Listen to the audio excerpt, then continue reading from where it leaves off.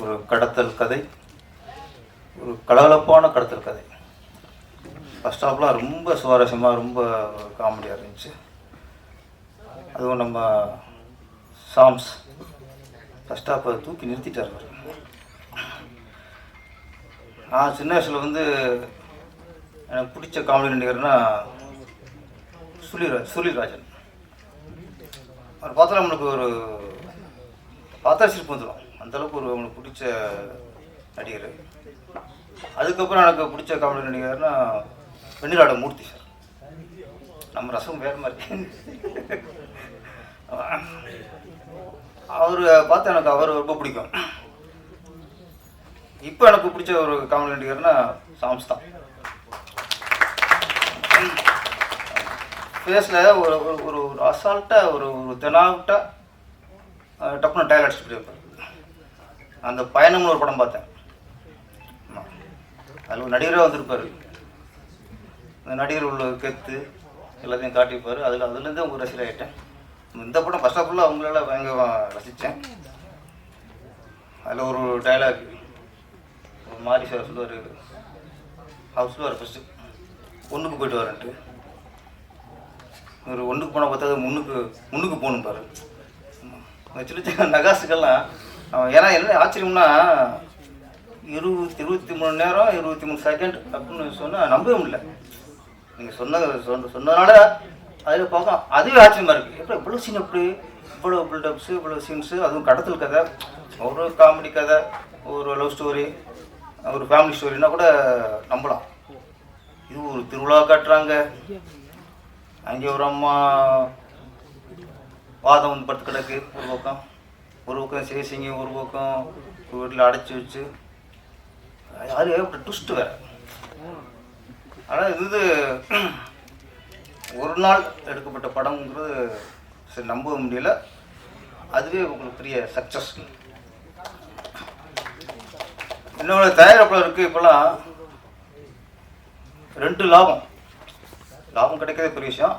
அது வந்து முதல் லாபம் அப்படிங்கிறது இயக்குனர் பிளான் அவர் பிளான் பண்ணி எங்கெங்கெல்லாம் செலவை குறைக்கிறாரோ அதெல்லாம் தான் ப்ரொடியூசருக்கு முதல் லாபம். இயக்குனருக்கு பிளானிங் இல்லைன்னா முதலுக்கே நஷ்டம். எந்த இயக்குனர் பிளான் பண்ணி படம் எடுக்கிறானோ அவன் தான் முதல்ல ப்ரொடியூசருக்கு உண்டான இயக்குனர். நம்ம சுகன் வந்து முதல்ல ப்ரொடியூசருக்கு ஒரு உண்மையான இயக்குனராக அதில் வெளிப்படுத்தியிருக்கிறாரு. இந்த மாதிரி இயக்குனரும் வெற்றி அடையணும். இப்போலாம் தேவையில்லாத செலவை குறைச்சாலே ப்ரொடியூசருக்கு பாதி நிம்மதி. இன்றைக்கி பிளானிங் இல்லாமல் வெட்டி செலவுகள். ஒரு டைலாக்கு 4 ஆங்கிளில் 4 கேமரா எடுக்கிறாங்க. அது எந்த ஆங்கிளில் எது, அது க்ளோஸ்அப்னா க்ளோஸ்அப், அதை டிசைட் பண்ணுறவங்க தான் கரெக்டான டைரக்டர். க்ளோஸ்அப் ஒரு டைலாக் போய் ஒரு ட்ராலி, க்ரைனு, பேக்கில் ஃப்ரண்டில் வச்சு எடுத்து கடைசியாக எடிட்டருக்கு பெரிய தரவழி வந்துடும். இப்போ உண்மையில் இப்போல்லாம் ரொம்ப கஷ்டப்படுற யார் தெரியுமா? ஒன்று ப்ரொடியூசர், அடுத்த எடிட்டர்.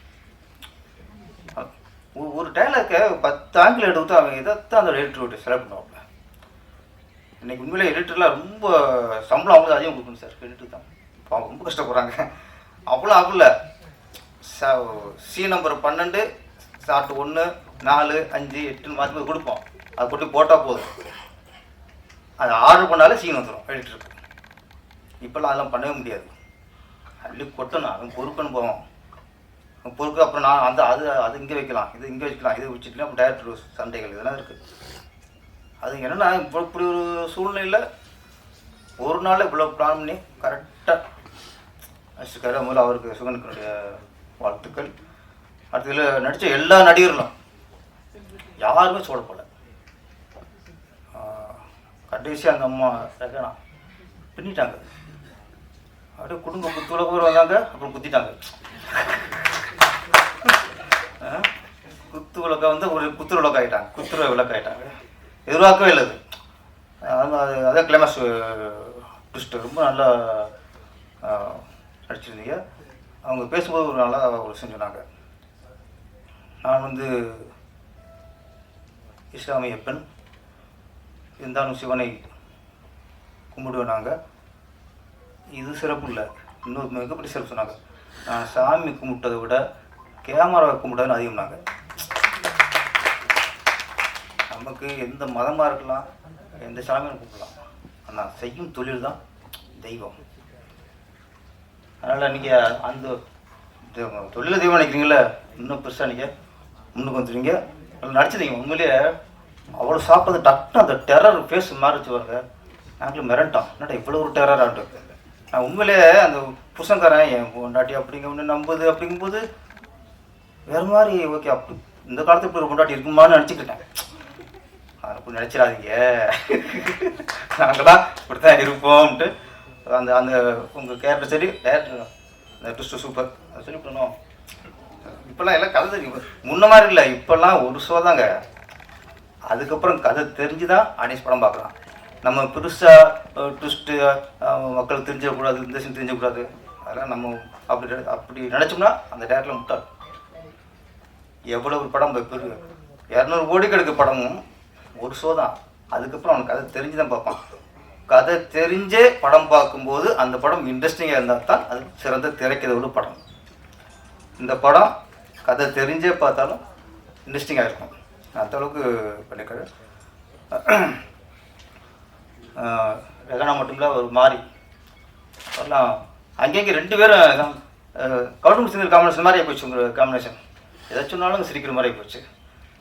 அப்புறம் இந்த படத்தில் முக்கியமான கதாபாத்திரம் ஆதேஷ் பாலா. ஆமாம்,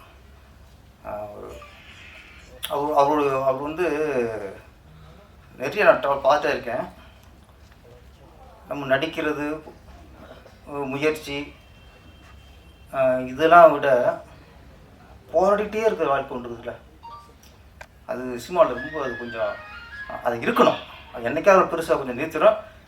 சின்ன சின்ன போராட்டி இருந்தார். இந்த படம் உங்களுக்கு அடுத்த கட்டம். ஆதேஷ் பாலாவுக்கு இந்த விதா வந்து அவருக்கு வந்து அப்பா பாரு பார்த்தாலும், ஆமாம், அம்மா அப்பா பாசம் உள்ளவர். ஆமாம், அப்பா ஆசைலாம் என்றைக்கு வேணும்னு சொல்லிட்டு இருப்பார். விதாவும் உங்கள் அப்பா தான். அதனால் இந்த விதாவை எங்கள் அப்பாவை நடிச்சிருங்க. இந்த விதாவை வந்து உங்களுக்கு ஆசை பண்ணி பெரிய நடிகராக ஆகிவிட்டுரும். நடிகர்களுக்கு என்னென்னா, இப்போது அசிஸ்டண்ட்டாக ஒர்க் பண்ணுவாங்க, எடிட்டர் அசிஸ்டண்டாக இருப்பாங்க, கேமரா ஒர்க் பண்ணுவாங்க, செட்டாளாக இருப்பாங்க, ஆர்ட் படம் இருப்பாங்க.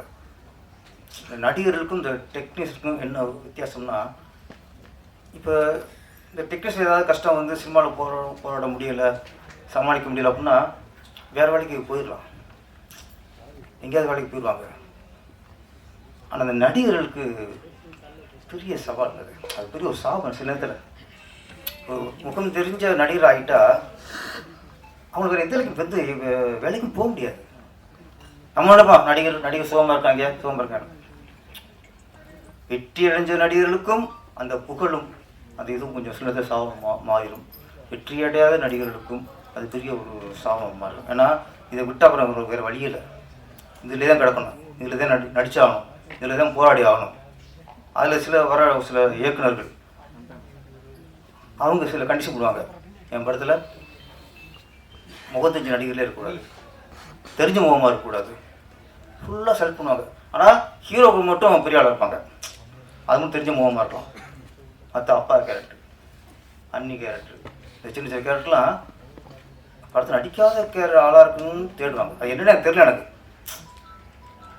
அவங்க எத்தனை இப்போ ராதாரவி சார் இருக்கட்டும், வடிவரிசமாவாக இருக்கட்டும், எத்தனை நடிக்கிறோம் அவங்க மாதிரிலாம் மீறி யாரும் நீங்கள் நடிக்க முடியாது. ஆனால் இல்லை, அவங்களாம் பழைய முகம். அப்போ நீ ஹீரோ புதுசாக போட்டுங்கிறேன். ஹீரோ மட்டும் உங்களுக்கு பிஸ்னஸுக்கு உங்களுக்கு மார்க்கெட் உள்ள பழைய நடிகர் தேவைப்படுது. சின்ன சின்ன ஆர்டிஸ்ட் விட்றாங்க. ஏன் சொல்கிறேன்னா, இந்த நடிகர்களுக்கெல்லாம் அவங்க வேறு வேலை போக முடியாதுங்க, இதுக்குள்ளே தான் வாழ்ந்து ஆகணும். இதை விட எங்கே போவாங்க? அப்போ ஒரு வர இயக்குநர்கள் நீங்களாம் அவங்களுக்கு வாய்ப்பு கொடுக்கலன்னா அவங்க கதி என்ன ஆகிறது? எத்தனை புதுசாக வந்துட்டு எவ்வளோ இறக்கும் நீங்கள்? நான் சரி சின்ன நடிக்க முடியும்.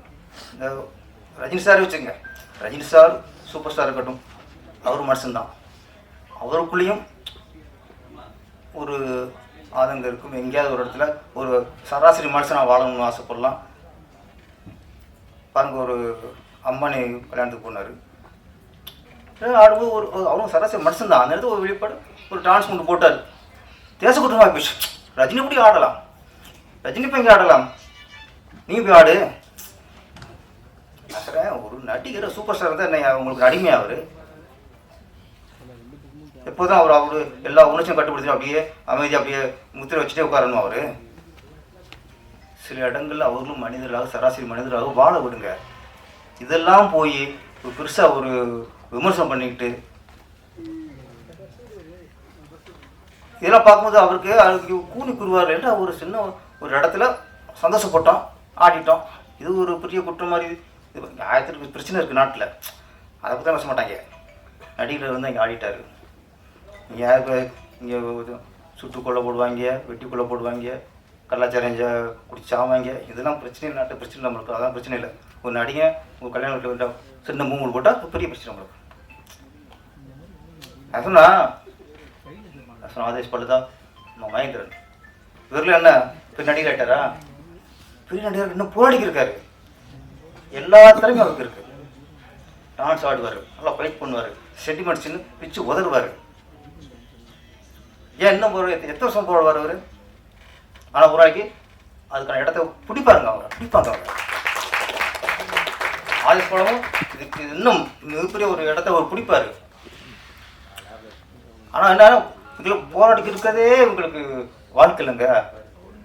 ஒரு ஸ்டேஜில் அவங்களுக்கும் ஒரு வெற்றி அடைஞ்சிட்டோம் அப்படி ஒரு வரணும். நிறையா அது போய் எங்கேயோ போய் இந்த யூடியூப்பில் என்னென்னமோ பண்ணுறாங்க, பேசுறதெல்லாம் கெட்டவாத்தையும் பேசுவாங்க. அவங்களுக்கு தேடி போய் சினிமா அவங்களுக்கு தேடி போகுது. இங்கே எத்தனை நடிக்கிறதுக்கு எத்தனை பேர் இருக்காங்க, இங்கே எவ்வளோ கஷ்டப்படுத்துறாங்க. எத்தனை நடிகர்கள் வீட்டோட கொடுக்காம கஷ்டப்படுத்திருக்காங்க. நம்ம யாரை தேடுறோம்? இயக்குநர்கள் அசிங்கமாக ஆபாசமாக பேசுகிறவங்களையும் அதன் மூலியமாக வியூவர்ஸை ஏற்றுறவங்களையும் இப்போ அவங்க தேடிக்கிட்டாங்க. ஏற்கனவே வியூவர்ஸ் இருக்குது, அப்போலாம் போயிட்டு இருக்கு. நம்ம கேபி சங்கர் சார் எவ்வளோ சொன்னார். என்ன சொல்கிறேன், வர புதுசர் வந்து ஒரு டேரக்டர் நம்பிடுறாங்க, இந்த கதை நல்லா இருக்குது படம் பண்ணிடுவோம் ஒன்று வந்துடுறாங்க. தயவுசெய்து வர புதுசர்கள் இயக்குனர் மட்டும் நம்பாதீங்க. கதை பிடிச்சிருக்கா படம் பண்ணுங்க. ஆனால் அதுக்கு முன்னாடி சினிமானா என்ன, பேட்டானா என்ன, கன்வென்ஷனா என்ன,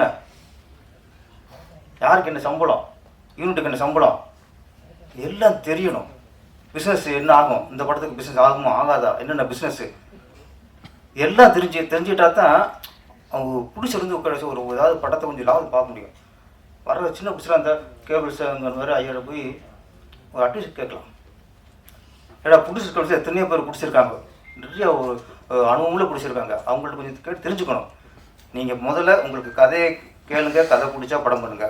அதுக்கப்புறம் சினிமானா என்ன, இந்த படம் டேரக்டர் இவ்வளோ படிச்சுட்டு சொல்லிட்டாரு, இது சரியாக வருமா, இதுக்கான ஒரு ஆலோசனை சொன்னேன்.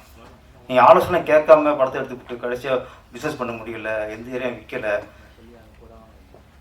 படம் வந்து போட்ட காசு வர்றதை விட பின்னாச்சுன்னா அதுக்கப்புறம் ரிலீஸுக்கு பணம் கொடுக்க முடியாது.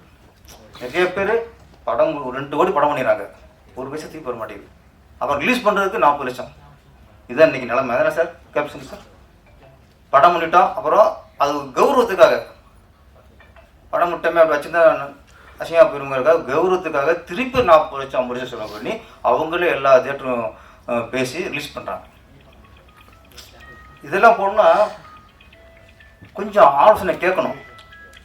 நம்ம சிவராம் சாரா சிவராஜ் சார் அவர் 3 மணிக்கான நேரம் எல்லாம் கற்றுருப்பார். அவருக்கு ஆலோசனை தேவையில்லை நினைக்கிறேன். ஏன்னா 3 இடம் பண்ணியிருக்காரு, எல்லா விஷயம் நீங்கள் கற்றுருப்பீங்க. நம்ம சுகன் சார் நீங்கள் வந்து பிளான் பண்ணி 23 மணி நேரம் 23 நிமிஷத்தில் படம் பண்ணியிருக்கீங்க.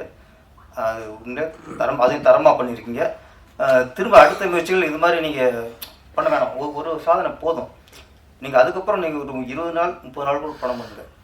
தேவையில்லாமல் ஒரு 100 நாள் 150 நாள் பண்ணாமல் உங்கள் கதைக்கு என்னமோ அது நாட்களை குறைச்சிக்குங்க. ஏன்னா இதுவே இதை சாதனை வாழ்க்கை ஓட்டிகிட்டு இருக்க முடியாது. இன்னும் அடுத்த கட்டத்துக்கு போகணும், இன்னும் தரமான படங்களை கொடுக்கணும், இன்னும் நல்ல ஒரு மிகப்பெரிய வெற்றி படங்கள்லாம் கொடுக்க வேண்டியிருக்கு. அடுத்து இங்கே பிளான் பண்ணி ப்ரொடியூசருக்கு பின் செலவு இல்லாமல் படத்தை பண்ணுங்கள். இந்த படம் பெரிய வெற்றி அடைய வேண்டும். ஏன்னா இதில் நடித்த எல்லா நடிகர்களுமே சின்ன சின்ன நடிகர்கள் தான். அதனால் இந்த வெற்றி அடைஞ்சா சாங்ஸ் இன்னும் பெரிய ஒரு நாளைக்கு ஒரு 10 லட்சம் வாங்குற மாதிரி. ஆமாம், நான் கூப்பிட்டா ஒரு நாளைக்கு 5 லட்சம் வாங்கிக்கிறேங்க. மற்ற டேரக்டர்லாம் 10 லட்சம் வாங்கிக்கிறேங்க. இந்த மாதிரி எல்லாம் இருந்தாலும் சம்பத்திரம் எல்லாருமே சினிமாவை கட்டி பிடிச்சி உருளாங்க. அதான் வேறு ஒன்றும் சொல்ல முடியாது. சினிமாவை கட்டி பிடிச்சி விட மாட்டாங்க அவங்களாம். ஆமாம், இங்கே தான். ஆமாம், நான் சொல்ல உண்மை தானே. எங்கே போவோம் நடிகர்கள். அதனால் நடிகர்களில் பேசுறது சினிமா பாருங்கள். இளம் இயக்குநர்கள் வந்து சினிமாவை நம்பியிருக்க நடிகர்களை கைவிடாதீங்க. நன்றி, வணக்கம்.